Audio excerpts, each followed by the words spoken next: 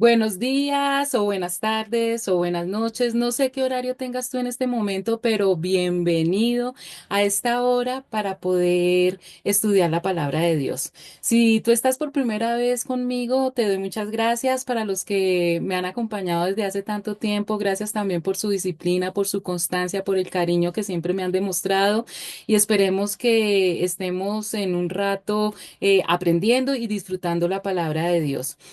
Voy a compartir las diapositivas, así que tienen tiempo todavía de ir por su bebida preferida, de ponerse incómodos, preparar sus mentes, sus corazones, sobre todo, que no tengan ninguna distracción, porque estamos metiéndonos en un tema bien candente. Estamos estudiando el Apocalipsis y definitivamente tenemos que estar con todos nuestros sentidos, nuestro corazón, que el Espíritu Santo nos ayude. Espero que ya estén viendo la pantalla verde. ¿Listo? Entonces, ya. Para los que entran por primera vez, este es un grupo que se llama Del Génesis al Apocalipsis. Mi nombre es Liliana Parga, bienvenidos. Y aquí lo que estamos estudiando es la palabra de Dios. Nos encontramos hoy en la clase número 111. Para los que quieran estudiar las 110 clases anteriores es muy fácil. Entran a YouTube, ponen Liliana Parga. Allí encuentran un icono con unas flores hermosas rojas, hacen clic ahí, se suscriben y en la sección de videos pueden encontrar todas las clases en orden. Cualquier comentario, pregunta, duda la pueden hacer también en el email lilipargas@yahoo.com. ¿Qué van a encontrar ustedes en esas 110 clases? Los cuatro evangelios. El libro histórico, las 13 cartas paulinas desde Romanos hasta Filemón, las cartas generales desde Hebreos hasta Judas y en este momento nos encontramos estudiando el libro profético, el último libro de la Biblia, que es el Apocalipsis. Siempre me gusta recordar un poquito lo que hemos estado viendo, especialmente la clase anterior. Entonces, pongámonos en contexto, porque yo sé que a veces se le olvida a uno. Habíamos estudiado que Israel volverá a ofrecer sacrificios en el templo que será construido donde hoy se encuentra el Domo de la Roca de los Musulmanes, esa foto que es tan insigne de la cúpula dorada, ¿no es cierto?, de Jerusalén. En el año 606, allí fue levantada a su lado la mezquita de Omar. Y este es uno de los lugares más sagrados para los musulmanes. Pero resulta que en ese mismo sitio es donde antiguamente se encontraba el famosísimo Templo de Jerusalén. Entonces, hemos estudiado que hay una profecía que nos dice que se va a construir el tercer templo y tiene que construirse en ese mismo sitio. Hablábamos de dos personajes, los dos testigos. Habíamos estudiado que estos dos personajes, estos dos testigos, iban a estar evangelizando en Jerusalén, predicando la palabra de Dios durante 1260 días, que es lo mismo que 42 meses, y ya sabemos que esto equivale a 3 años y medio. Estamos hablando de qué? De la última semana de la profecía de las 70 semanas de Daniel. Si tú no tienes ni idea de lo que estoy hablando en este momento, te invito entonces a que escuches desde la clase número 93, que es donde empezamos el estudio de escatología y de Apocalipsis, para que puedas entender qué estamos hablando. ¿Listo? Entonces, durante los primeros 3 años y medio, que se conoce como la falsa paz, estos dos hombres, conocidos como los dos testigos, van a estar hablando o proclamando la palabra de Dios y ellos van a advertir de los juicios finales de Dios y llamarán a la gente, a los judíos al arrepentimiento en Jerusalén. Ellos van a estar directamente en Jerusalén. Y es gracias a la predicación de estos dos testigos que los 144.000 que ya hemos estado estudiando se van a convertir, van a creer en Jesucristo como el Mesías y son esos 144.000 judíos los que van a estar evangelizando por todo el mundo. La mayoría de los teólogos piensan que se trata de Moisés y de Elías. Las razones por las que se piensa esto la encuentran ustedes en la clase anterior. Estos dos testigos van a tener poderes sobrenaturales otorgados por Dios, primero para defenderse, porque lógicamente ellos van a estar advirtiéndole a la gente de la verdad del anticristo y él los va a querer matar. Entonces van a estar protegidos sobrenaturalmente y también para poder cumplir durante esos 3 años y medio la misión de evangelizar y de dar a conocer el nombre del Mesías. que todo el mundo sepa, especialmente el remanente que queda en Israel de judíos, de que ese Mesías se trata de Jesucristo. Esa es la clave. Después de que los dos testigos hayan cumplido con su cometido durante 3 años y medio de evangelizar, el anticristo los va a asesinar. Es decir, que ya sabemos lo que va a pasar exactamente. Y será tanta la maldad que todas las personas en el mundo entero van a hacer fiesta de ese asesinato porque los estaba atormentando porque ellos decían la verdad. Y va a ser tanta la alegría que dice la Biblia que se van a repartir regalos unos a los otros. Pero después de 3 días y medio, mire, plagiando lo mismo que Jesucristo, Dios volverá a darles vida. Ellos van a resucitar y se pondrán en pie. Y lo más impresionante es que todas las personas que un minuto antes estaban felices porque ellos estaban muertos, cuando los ven resucitar, sienten terror. Entonces los dos profetas, los dos testigos, oyen una fuerte voz que dice, suban aquí, y ellos suben al cielo en una nube a la vista de todos sus enemigos. Entonces esto es algo que vimos hace 8 días más profundamente, que es algo súper interesante. Nos dice que en ese mismo instante en que ellos suben al cielo, hubo un gran terremoto, o habrá un gran terremoto que destruirá la 10ª parte de la ciudad. ¿Cuál ciudad? Jerusalén. Y 7.000 personas van a morir. Pero lo más hermoso de todo esto, en medio de todas estas calamidades, de todos estos juicios, es que los sobrevivientes, lo que se conoce como el remanente fiel de Israel, tuvieron mucho miedo, pero al mismo tiempo alaban a Dios que está en el cielo, y es aquí en este momento cuando ellos se convierten, reconocen que Jesucristo es el Mesías.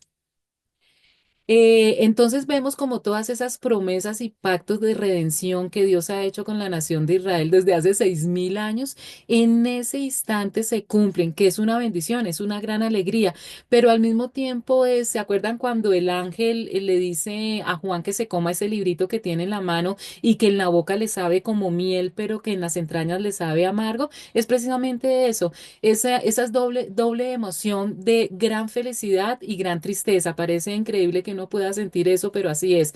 Es esa alegría de saber que todas las promesas y los pactos que Dios ha hecho con la humanidad se cumplen en ese momento, la redención, que vamos a recuperar ese paraíso que se perdió en el Génesis. Pero para poder recuperar ese paraíso y tener una vida eterna plena, primero tienen que ocurrir todos estos juicios. Y esto es lo que pues causa un poco de tristeza.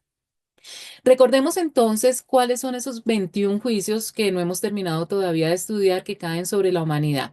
Cuando Jesucristo abre el primer sello, sale un caballo blanco que representa al anticristo. Cuando Jesucristo abre el segundo sello, sale un caballo rojo que representa guerra. Cuando Jesucristo abre el tercer sello, sale un caballo negro que representa hambre. Cuando Jesucristo abre el cuarto sello, sale un caballo amarillo que representa muerte. Cuando Jesucristo rompe el quinto sello, hay una gran persecución cristiana y nos está hablando de los mártires de la gran tribulación.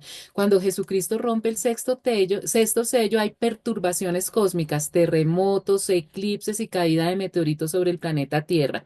Cuando Jesucristo rompe el séptimo sello, nos cuenta primero que se oye silencio.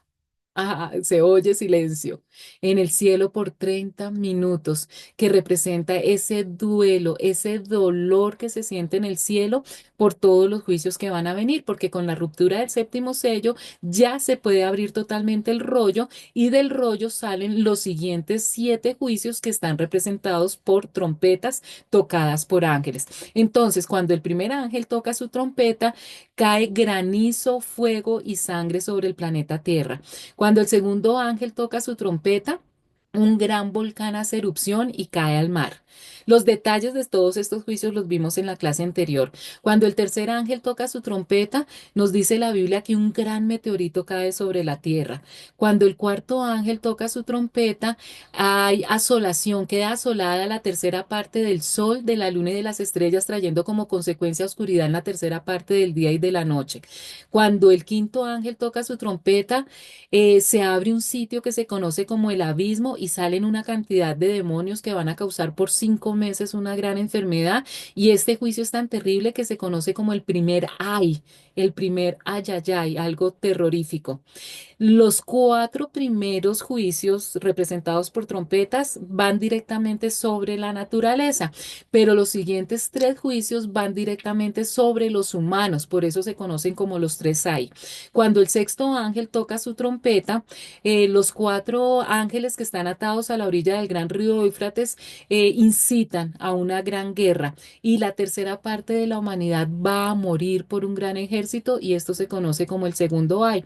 Y hace 8 días también alcanzamos a ver que cuando el séptimo ángel toca su trompeta, lo primero que nos cuenta es que hay una gran alabanza en el cielo. Todavía no sabemos exactamente qué pasa con este juicio, sino que lo que viene es tan terrorífico que ya sabemos que todos los habitantes del cielo alaban, adoran y glorifican a Dios, recordándonos que todo lo que está pasando es precisamente, aunque no pareciera y aunque para los humanos es muy difícil de entender, es precisamente por el gran amor y la gran misericordia del Señor, que para que nosotros podamos recuperar el paraíso perdido, tiene que haber justicia y para que haya justicia tiene que haber un juicio. Entonces todo el cielo en plenitud está alabando a Dios.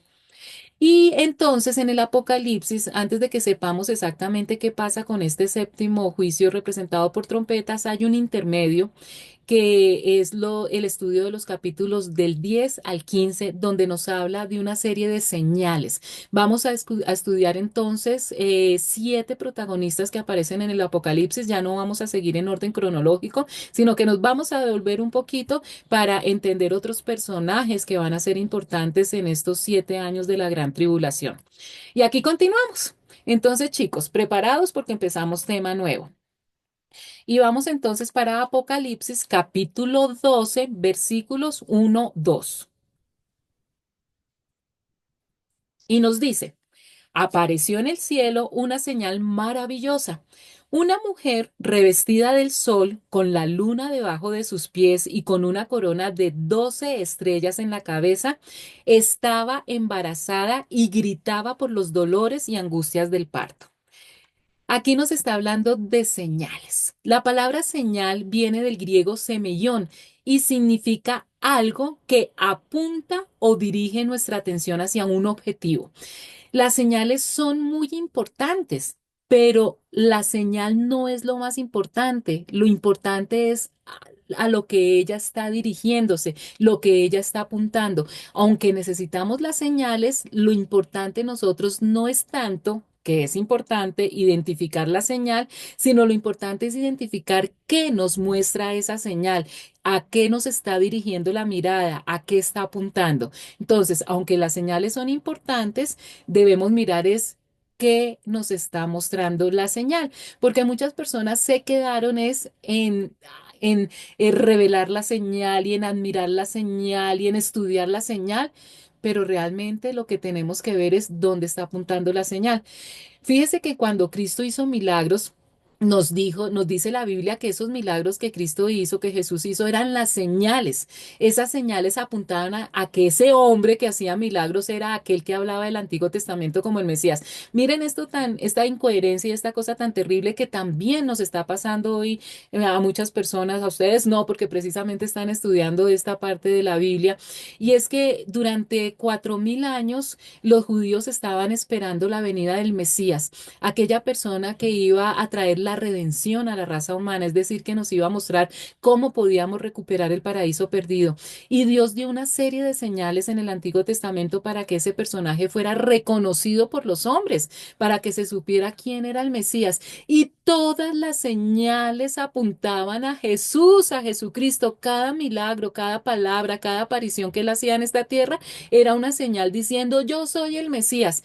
Pero los eruditos de la época, los que estudiaban la ley, en vez de mirar a qué apuntaba la señal o a quién apuntaba la señal, empezaron fue a criticar la señal y analizarla y que mire que por qué está haciendo eso en sábado y por qué está haciendo esto de esta manera. ¿Sí ven? Mirando y criticando la señal sin estudiar a quién estaba apuntando y se perdieron la bendición de haber reconocido al Mesías. Las señales están estrechamente ligadas con la nación de Israel. Veamos cuatro ejemplos. En Génesis capítulo 17, versículo 11 dice, circuncidaréis la carne de vuestro prepucio y será por señal del pacto entre mí y vosotros. Otro ejemplo está en Éxodo 31:13.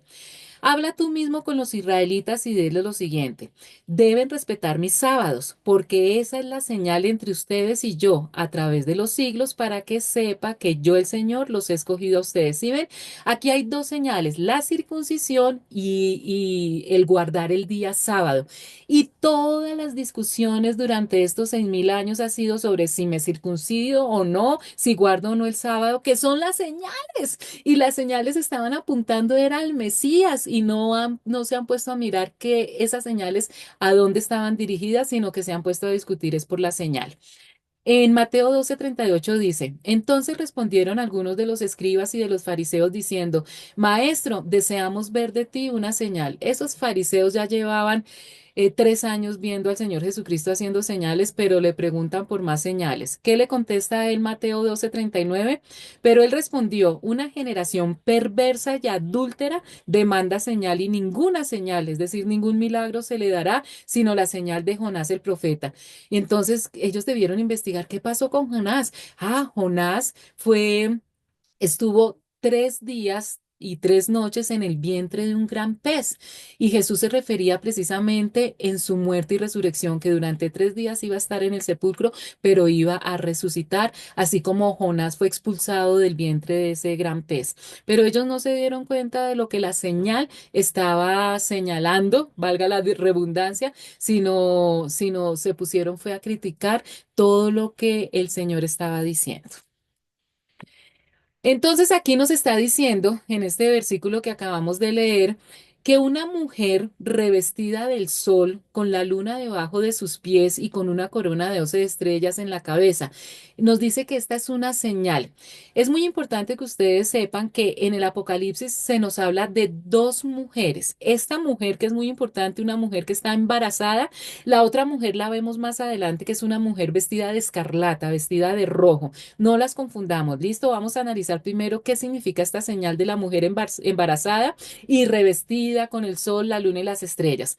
Para nosotros poder identificar qué significa esta mujer, tenemos que ir al Antiguo Testamento como siempre debemos hacerlo, porque el Antiguo Testamento es la obra en negro, en sus cimientos, la obra gris, y el Nuevo Testamento ya es con los acabados, se complementa totalmente.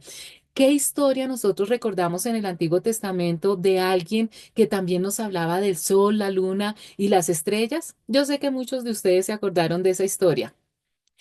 En Génesis 37, del 1 al 11, nos habla sobre alguna parte de la vida de José. ¿Se acuerdan? Abraham, Isaac, Jacob. Jacob tuvo 12 hijos. Su hijo preferido hasta ese momento era el menor José. Después hubo otro que se llamaba Benjamín. José tuvo varios sueños y uno de sus sueños fue sobre el sol, la luna y las estrellas. Para el que no recuerde o no sepa de qué les estoy hablando, vayan a Génesis y lean esta historia. Ahí aprendimos que cuando José tiene ese sueño donde ve el sol, la luna y las estrellas, se está refiriendo a la nación de Israel.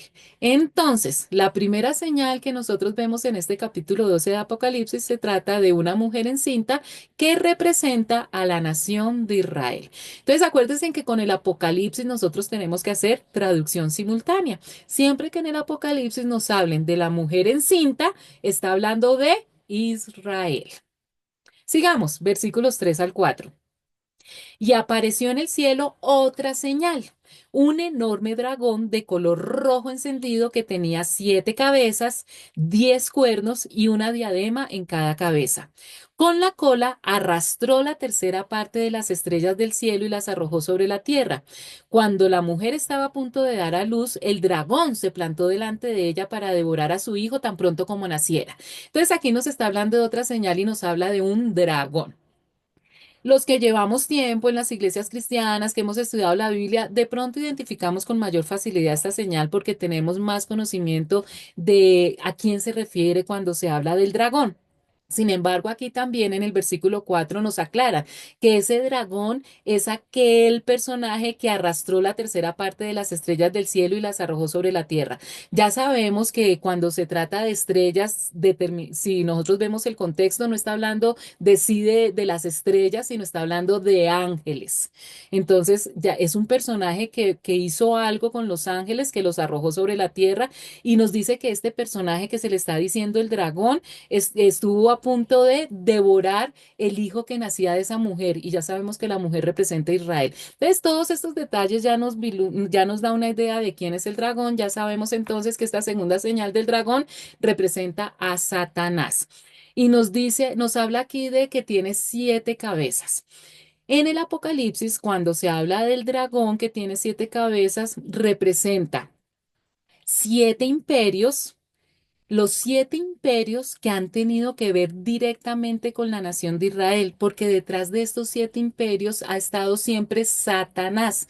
La idea de Satanás siempre ha sido acabar con la nación de Israel. Primero estuvo Egipto, después Asiria, Babilonia, los Medo-Persa, Grecia, Roma y el último imperio que todavía no ha surgido, el último gobierno mundial que nosotros conocemos como el G10. Nuevamente, los que no saben lo que estoy hablando, por favor, vayan desde la clase número 93. Hablamos de todo eso. El último imperio, el último gobierno mundial que todavía no ha surgido, que es el G10.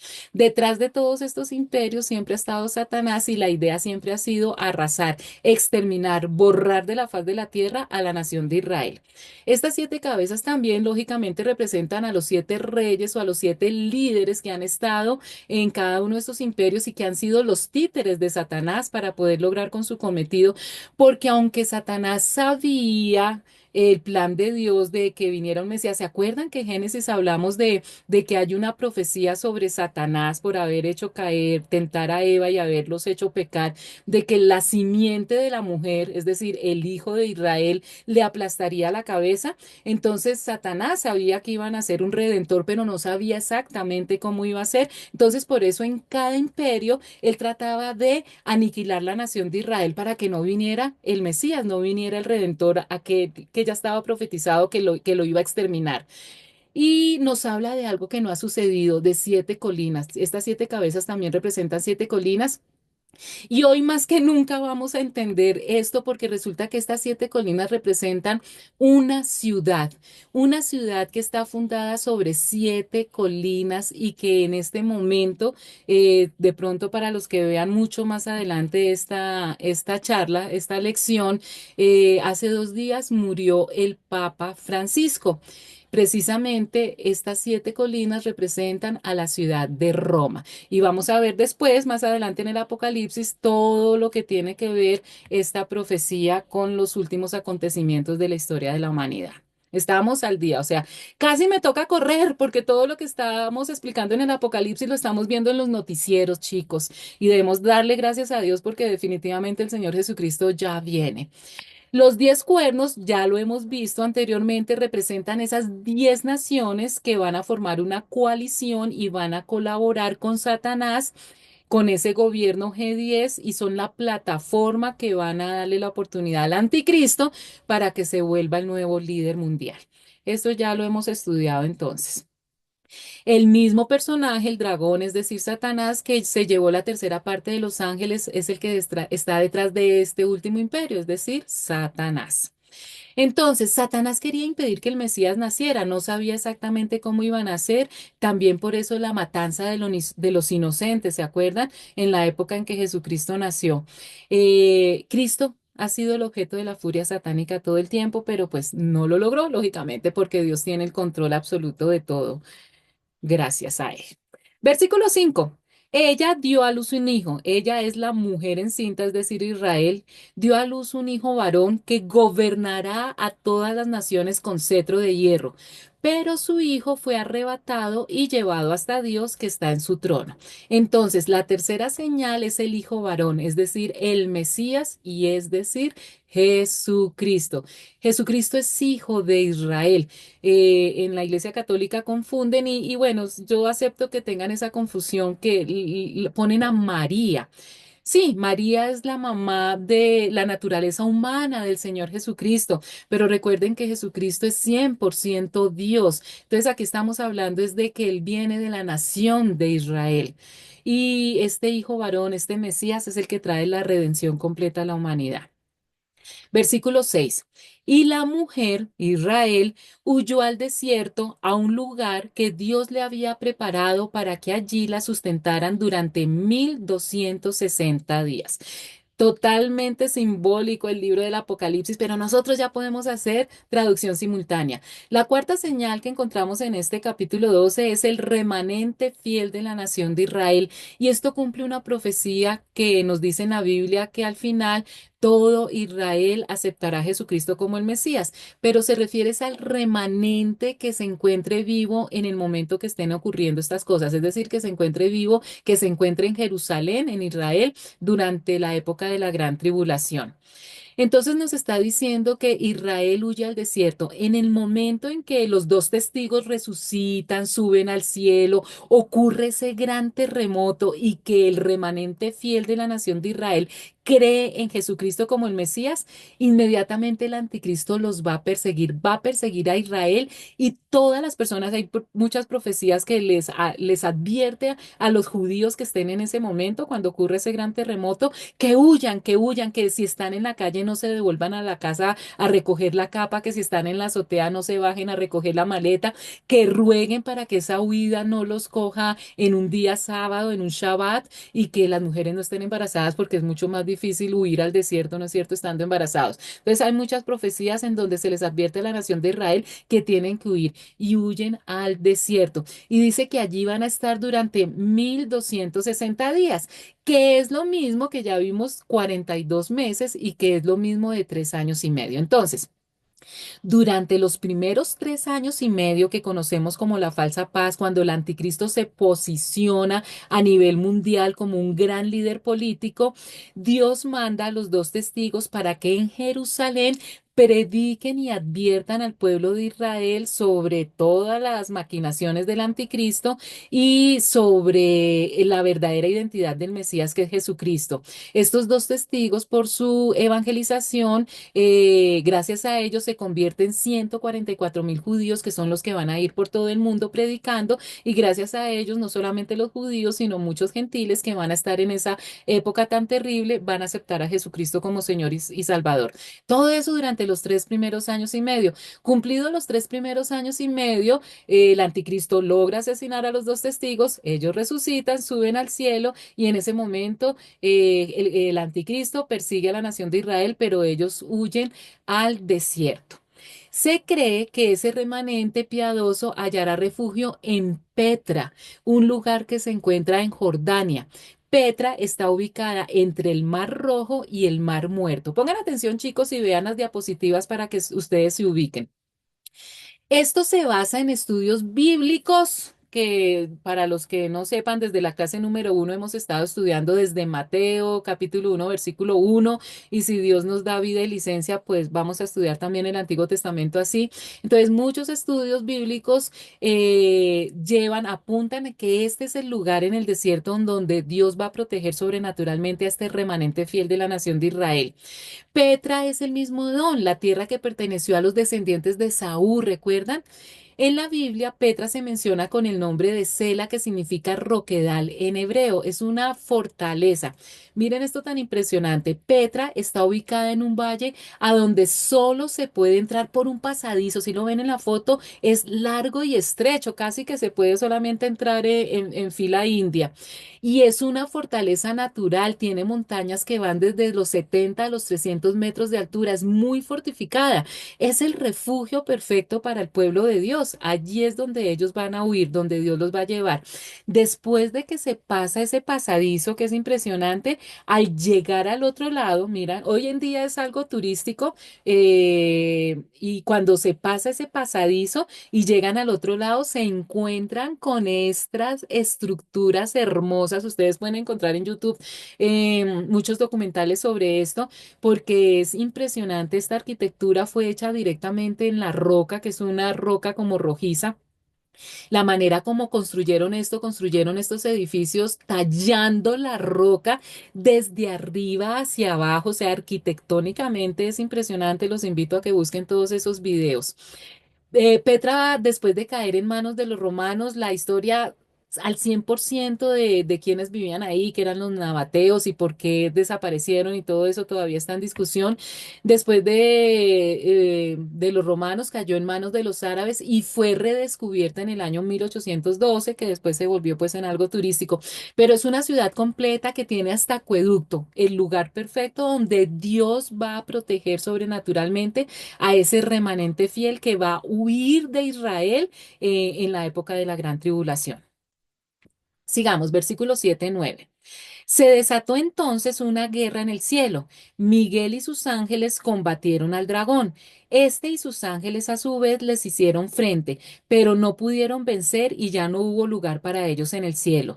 Así fue expulsado el gran dragón, aquella serpiente antigua que se llama Diablo y Satanás, que engaña al mundo entero.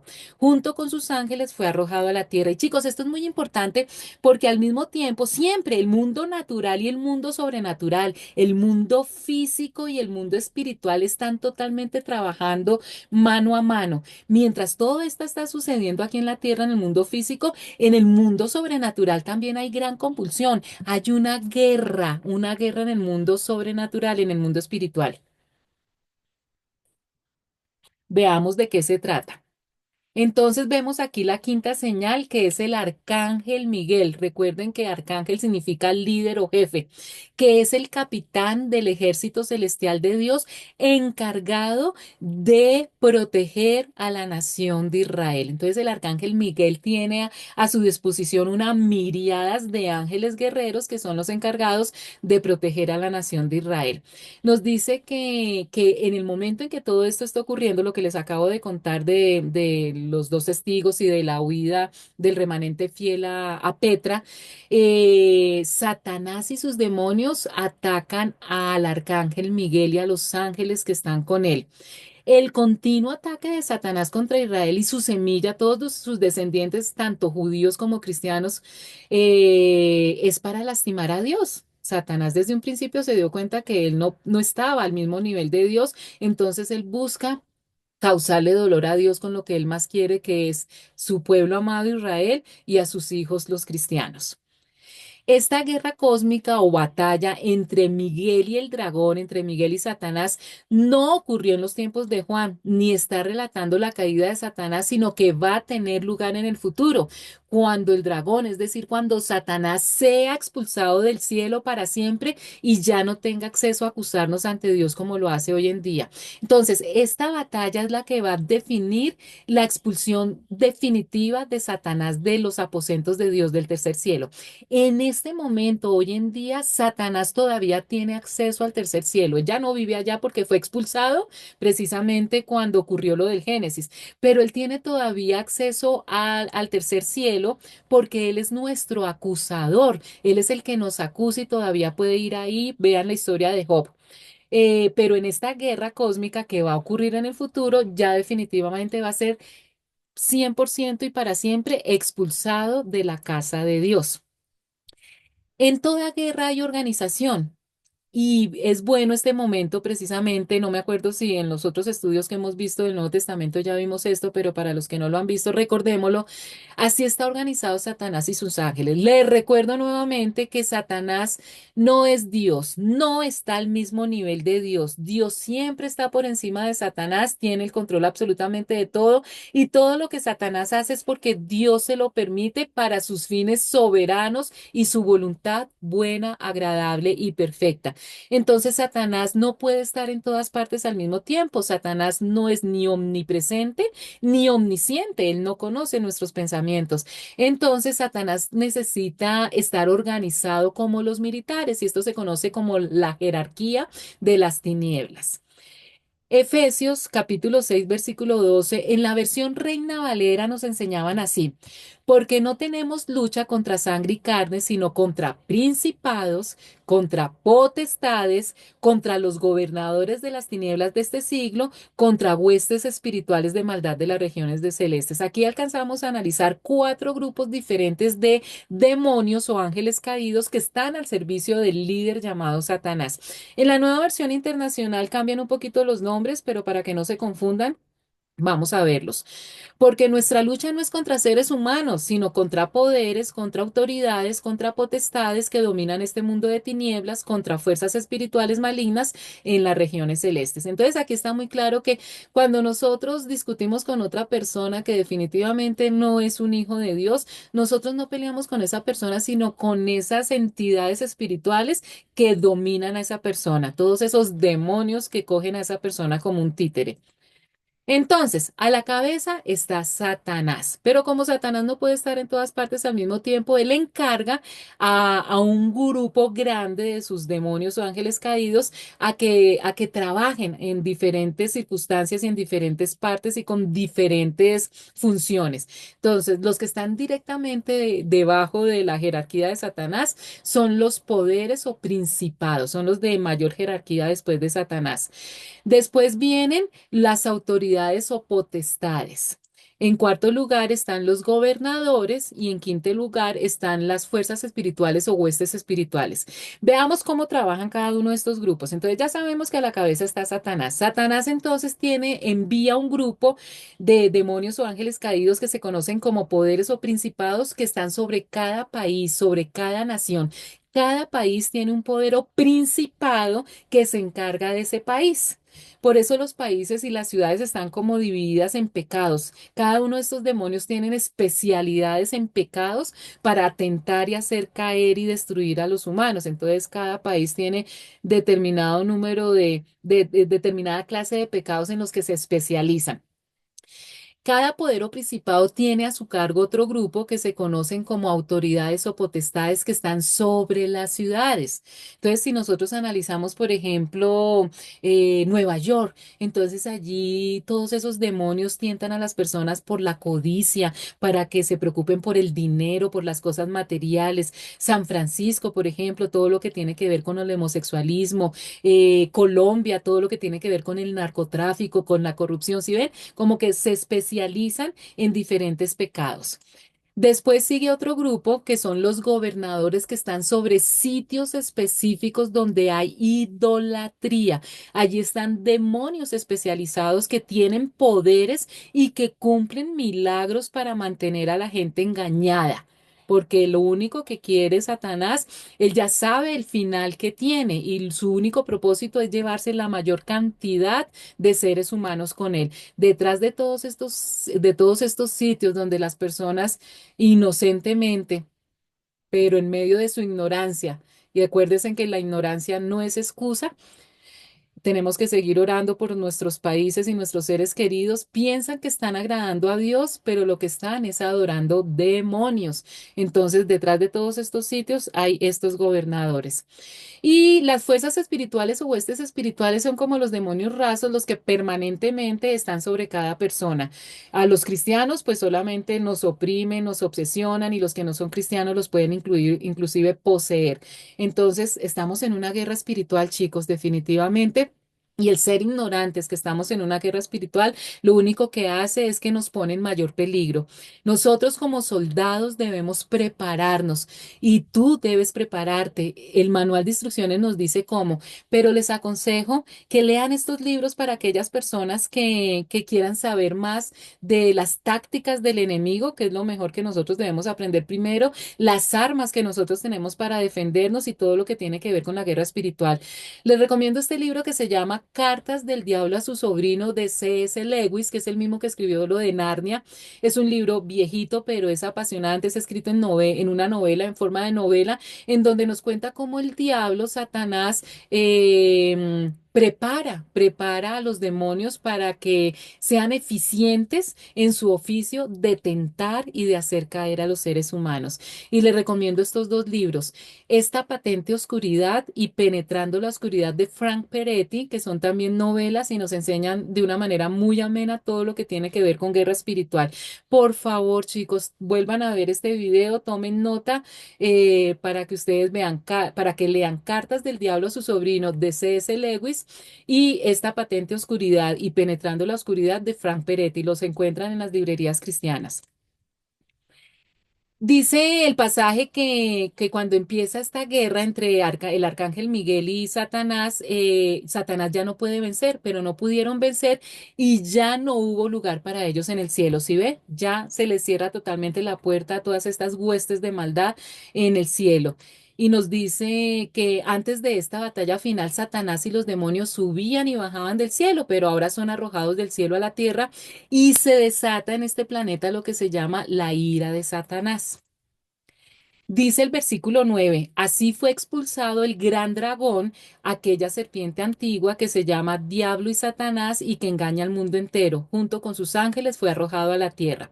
Primero, aquí aplicamos primera ley de la hermenéutica. Cuando nosotros siempre explicamos todos los nombres de Satanás, los sacamos de este versículo. Aquí nos dice de una manera clara que dragón, serpiente antigua, diablo y Satanás está hablando de la misma persona y que es hasta en ese instante, en el futuro, en ese momento en la gran tribulación, cuando ellos son arrojados a la tierra y Satanás en ese momento sabe que le queda poco tiempo porque ya va a venir Jesucristo en su segunda venida como Rey de Reyes y Señor de Señores y le queda poco tiempo y por eso viene con toda la furia al planeta Tierra para tratar de engañar a la mayor parte de humanos que pueda. Por eso la gran tribulación se llama gran tribulación, por todos, no solamente los juicios de parte de Dios, sino toda esa guerra que viene de parte de Satanás.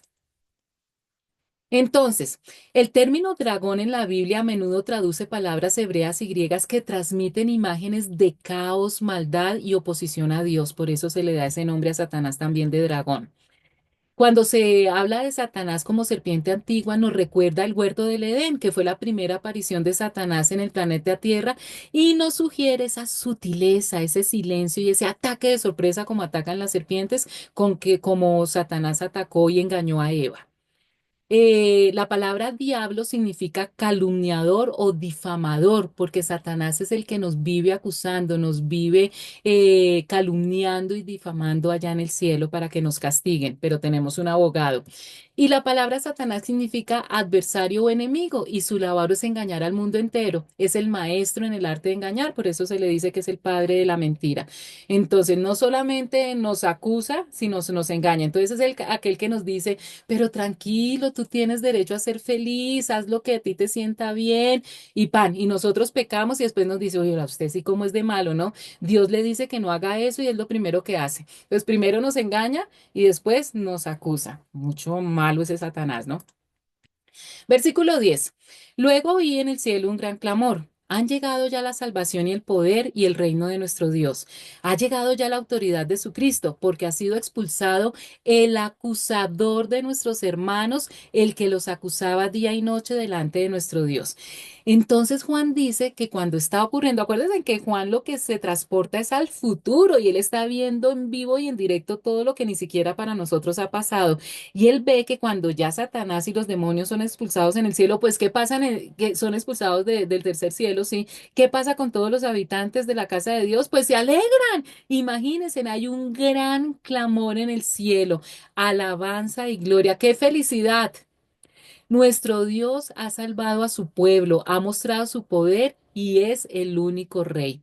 Su Mesías gobierna sobre todo el mundo. El diablo ha sido arrojado del cielo, pues día y noche delante de nuestro Dios acusaba a los nuestros. Hasta este momento sigue haciendo esa tarea día y noche. Satanás y sus ángeles van a ser arrojados del cielo, lanzados a la tierra para el último cartucho que le queda a Satanás y ya después viene la redención total, pero mientras tanto duró esa época.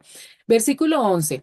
Ellos lo han vencido por medio de la sangre del cordero y por el mensaje del cual dieron testimonio. No valoraron tanto su vida como para evitar la muerte. Y aquí nos está hablando de los mártires de la gran tribulación.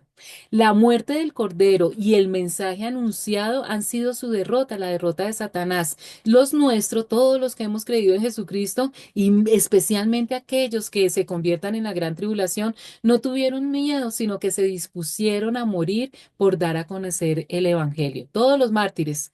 El golpe crítico a Satanás vino cuando el Cordero Jesucristo derramó su sangre por nuestros pecados. Es en la cruz cuando se vence a Satanás y en la resurrección se vence a la muerte.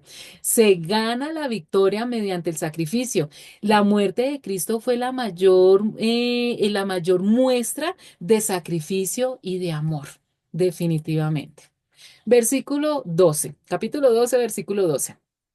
Por eso, alégrense en cielos y ustedes que los habitan, pero ay de la tierra y del mar. El diablo, lleno de furor, ha descendido a ustedes porque sabe que le queda poco tiempo. Y aquí nuevamente vemos ese contraste de gran alegría, pero de gran tristeza. Alegría porque viene el Rey de Reyes, pero tristeza porque vienen juicios primero. Que se alegren los cielos y todos los que viven allí. Claro, se expulsó por fin a Satanás, pero qué mal les va a ir a los que viven en la tierra y a los que habitan en el mar. Satanás llega con todo su furor. El diablo está muy enojado, ha bajado para combatirlos. Bien sabe el diablo que le queda poco tiempo. Este versículo es para el futuro en la gran tribulación cuando le queda poco tiempo. Versículo 13. Cuando el dragón, Satanás, se vio arrojado a la tierra, persiguió a la mujer, a Israel, que había dado a luz al varón, al Mesías. ¿Sí ves cómo podemos hacer traducción simultánea ya y entender perfectamente? Cuando el dragón, es decir, cuando Satanás se dio cuenta de que había sido lanzado a la tierra, empezó a perseguir a la mujer, es decir, a Israel, que había tenido a su hijo, de donde había nacido el Salvador, el Mesías, y que había sido el causante de su destrucción. Satanás, furioso, llega a la tierra y quiere perseguir a Israel porque de allí nació el Mesías, el que le aplastó la cabeza. Versículo 14. Pero a la mujer se le dieron las dos alas de la gran águila para que volara al desierto, al lugar donde sería sustentada durante un tiempo y tiempos y medio tiempo, lejos de la vista de la serpiente. Este versículo siempre lo pongo de ejemplo cuando dicto historia de la Biblia en primer semestre, porque definitivamente es traducción simultánea completa. Cuando ya conocemos el vocabulario, es muy fácil traducir este pasaje y saber exactamente lo que significa. Nos dice que Dios le dio a la mujer, es decir, a Israel, las dos grandes alas de águila para que escapara volando. Eso simplemente significa que le toca a Israel, ¿se acuerdan cuando ocurra todo eso del terremoto? Como un águila, velozmente irse al desierto, lejos del dragón, lejos de Satanás, que es el que está detrás del anticristo, hacia el lugar en el desierto, en Petra, donde la cuidará Dios sobrenaturalmente durante tiempo y tiempos y medio tiempo. Y aquí nuevamente juega con estas cifras. Entonces ya sabemos que va a ser protegido en Petra, la nación de Israel, y aquí nos habla de tiempo, tiempos y medio tiempo. 1260 días, 42 meses, tiempo, tiempos y medio tiempo significa exactamente lo mismo, 3 años y medio, que nos está hablando de los últimos 3 años y medio de los 7 años de la gran tribulación. Entonces espero que les esté quedando súper claro y si no, vuelvan a oír la lección. Vamos para versículos 15 y 16. La serpiente, persiguiendo a la mujer, arrojó por sus fauces agua como un río para que la corriente la arrastrara.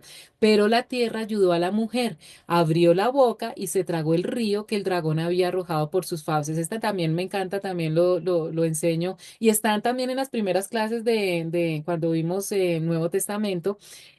Para hacerle traducción simultánea. Muy fácil. Miren lo que dice. Dice que el dragón o la serpiente arrojó mucha agua por la boca. Ya sabemos que el dragón o la serpiente está hablando de Satanás. Cuando en el Apocalipsis se está hablando de que arrojó agua por la boca o que hubo un gran río para que la arrastrara, está hablando de ejércitos, ejércitos que fluyen como un río sobre Israel, es decir, una gran guerra. Satanás va a incitar a la violencia total, a que se haya una coalición de varias naciones. ¿Se acuerdan que ya hemos estado hablando de un ejército de 200 millones de soldados para que ese gran ejército ataque a Israel? Pero nos dice, pero la tierra vino en su ayuda. Abrió un hueco y como si fuera su boca, se tragó toda el agua que el dragón había arrojado. Es decir, que Dios de manera sobrenatural va a proteger a la nación de Israel y va a acabar con ese gran ejército que va a querer aniquilar a ese remanente fiel de Israel. Entonces, ya, mire, estamos viendo todo el cuadro perfecto. Las fichas del rompecabezas las estamos juntando y ya estamos viendo todo el cuadro. Versículos 17 y 18. Entonces el dragón se enfureció contra la mujer y se fue a hacer guerra contra el resto de sus descendientes, los cuales obedecen los mandamientos de Dios y se mantienen fieles al testimonio de Jesús. Y el dragón se detuvo a la orilla del mar. Yo sé que muchos de ustedes ya pueden hacer la traducción simultánea. Hagan el ejercicio. Yo paro aquí un tricito y hagan ustedes la traducción simultánea. Nos dice que entonces el dragón, ¿quién es el dragón? Satanás. Se enojó mucho contra la mujer. ¿Contra quién? Contra Israel. ¿Por qué? Porque Dios protegió sobrenaturalmente a Israel y Satanás no los pudo aniquilar. Entonces nos dice que fue a pelear contra el resto de sus descendientes. Entonces nos preguntamos, ¿cuáles descendientes? Ahí mismo nos lo aclara el pasaje, es decir, contra los que obedecen los mandamientos de Dios y siguen confiando en el mensaje de Jesús. Muy fácil. Como Satanás no pudo aniquilar a la nación de Israel, entonces va a perseguir a quién? A todas las personas que durante la gran tribulación se conviertan a Jesús, es decir, los cristianos de la época. Y estamos hablando aquí del quinto sello. ¿Recuerdan que hablan de una persecución cristiana? El dragón Satanás se detuvo a la orilla del mar. Mar es toda la gente de la época que hay. Entonces, él se detiene porque tiene más planes sobre tanto los gentiles, los que han rechazado a Jesucristo, como sobre todos los cristianos, que ya sabemos que es una gran persecución y que va a tener éxito. Entonces, Satanás persigue, como no pudo perseguir a Israel, se va contra los cristianos y es la gran persecución cristiana que nos habla en la ruptura del quinto sello. Y chicos, hemos visto muchísimo material, ¿no es cierto? Material súper profundo. Entonces, estamos de pronto, no sé si vamos a alcanzar a la hora, estamos viendo un poco, pero es que es mucho material, ¿no es cierto? Estamos teniendo mucha información y lo importante es que ustedes estén entendiendo. Yo quiero que ustedes vuelvan a oír estas lecciones con papel, con lápiz y empiecen a anotar cronológicamente todo lo que yo les he estado diciendo para que entiendan el mapa completo de lo que va a pasar en la gran tribulación. Entonces, gracias por estar conmigo, Dios mediante. He estado haciendo unas cositas aparte, por eso no he podido tener las clases en vivo, pero aquí estoy juiciosa grabando la lección. Por favor, sean juiciosos, estudienla, compártanla, háblenla a otras personas para que esto se mueva más por internet. Gracias por su fidelidad. Que tengan una semana hermosa, sigan orando por todos nosotros y muchas bendiciones.